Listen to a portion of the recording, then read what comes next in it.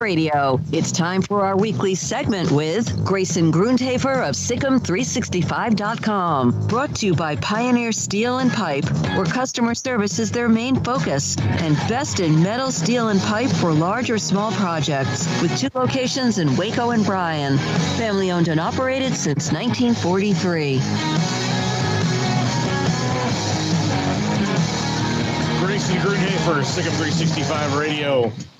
Joins us now, and if you're watching on YouTube, I really hope that we have those audio issues fixed for you.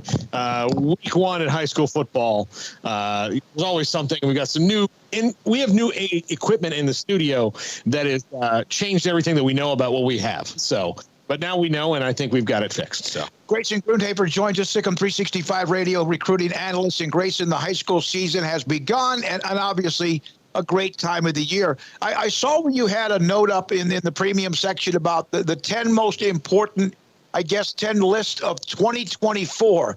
It never ends, right? You're always, no matter what program you're working on, what you have, what you need, and what you need in the future. Yeah, definitely. I think that this is an important time, right? Because they've been on dead period since the start of fall camp. So really it's been August 1st till now. September 1st, you'll start to see contact being allowed by the staff with 2024 prospects. So currently, 2024 prospects can reach out to the staff, but now after September 1st at midnight, you're going to see the staff start contacting more recruits. You'll see, a ton of graphics that day on Twitter as well from different programs sending out, letters and different things like that. So I felt like it was a really good because right now there's tons of 2024 prospects that are on Baylor's radar. But I was trying to narrow the focus a little bit, just to about 10 guys that, they've been talking to for a long time and that they built really good relationships with. And of course, the first one that I named was Jaden Porter, the wide receiver out of Lorena, because, he's the only commit in that class.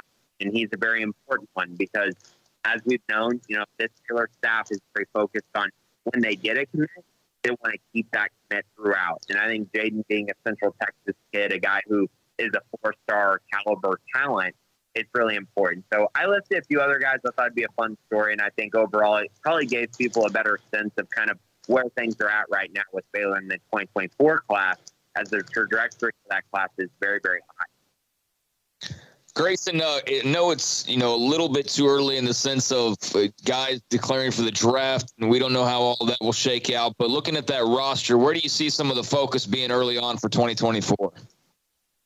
Yeah, that's a great question. I was kind of thinking about this the other day because, it's one of those interesting times, right? Because if you look at last year's class, they loaded up on the offensive line. But this year's class, they still loaded up on the offensive line again. And a lot of their momentum early for the 2024 class is on the offensive line. So I felt like that was an area that's it's very interesting how they're going about approaching that position. It's almost as if, you can never have enough, which makes total sense.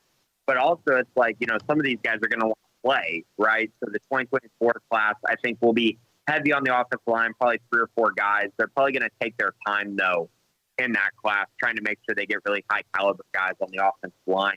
The defensive line was a major focus in this class. I think it'll be less of a focus in the next one. I think they'll probably take, they'll probably still take 2 or 3, but a little bit less of a focus there. And I think immediately the wide receiver position will have more of a focus next year because currently they only have 1 commit at wide receiver in this year's class, which is Micah Gifford. So there's a lot of different ways they can go about it. I think a lot of it will have to do with roster turnover and also how many guys they want to take in the transfer portal, because that, new thing has become huge, right? Because you want to fill in your class with some older guys as well who can contribute early. So there's a lot of factors that go into it, but I think you look at the offensive line, you look at cornerback, even running back and wide receiver, I think will be positions they target heavily.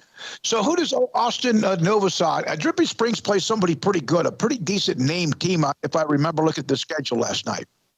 Yeah, they play Vandegrift, who has some very talented guys. They got Ian Reed, who's made to Clemson right now. They have a really good quarterback as well. who I believe is committed to Vanderbilt. Don't quote me on that, but I think he's committed to Vanderbilt. So they're going to be pushed. But honestly, this is what Austin's been preparing for. And Dripping Springs in general, because they're moving up from 5A to 6A, they're going to get pushed. And they're going to have to play in a really, really competitive district. But kind of what my general thoughts on, I mean, that team's going to be able to score points.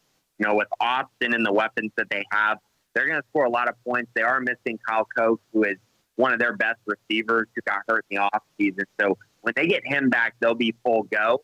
But when you have the kind of talent that they have, with Austin at quarterback and the guys that they have around him, they've surrounded him with enough talent that they're going to be able to score on pretty much anyone. It's just a matter of how many games can you win in the new district. It's a huge step up. The defense is going to get tested, and the offensive line is going to get tested. So I'm very curious to see how they do. And like you said, they have a great test. Vandergrift is a very good program in the Austin area. Well, they're in the same on the schedule, not in the same district, but on the schedule. We'll see them in week 3 at Mary Hardin Baylor at UMHB when they play Midway. So a good chance to see what they have. And they have a guy that's all sorts of good talent on that team as well. Is there somebody that you and I, again, it's kind of a fine line, but someone that might be committed elsewhere that Baylor would still want if they changed their mind that might be on your radar? Anyone in particular that not imminent, but maybe there? Yeah, I think we're going to find out more of that on September 1st because, it's really going to be important to see who they contact early, because I think that really solidifies things a little bit more. I would have told you LaGrange defensive back Ravion Rogers, but he already decommitted from A&M. I think it was like a week and a half ago. So he's kind of, he's not committed somewhere else currently. But I think he'd be a name to keep an eye on. I know LSU is in a great position with him currently, but I think Baylor's definitely interested there. I've mentioned Isaiah Crawford before, the post outside linebacker. He's committed to Tech. They haven't had a lot of contact with him recently, but again, it's really hard to gauge the interest when, Baylor can't really reach out to them. So I think we will know more probably in the next week or two. But those are two guys that have kind of been on my radar for a while as far as, Baylor still really wants to kind of see what's going on there and see if there's interest, and probably during the season, maybe get those guys on a visit. I know Crawford was one specifically who at one point had an official visit that he was going to take during the summer. They decided to wait on that until the fall. So I still think he'll take one, but it's a little more up in the air now as there's still some time to go before that visit actually takes place. Grayson, when can players visit games? When is the that open up for them? Yeah, I mean, so it will open up game 1. You can invite guys to game 1. I think Baylor will probably wait. I kind of have this hunch, just looking at how the schedule plays out, that October 1st game against Oklahoma State, I have a feeling that's going to be a huge recruiting weekend. Just looking at how the schedule plays out, their first 2 games at home are Albany and Texas State.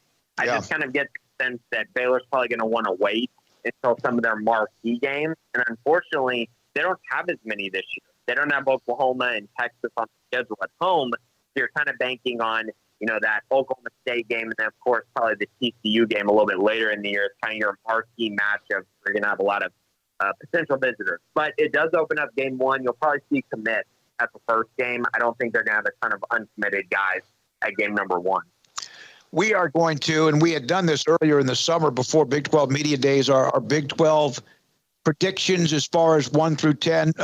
What are your top 5 teams entering the season in order, 1 through 5, if you don't mind? I'm not putting you on the spot, but I'm sure you have that anyway.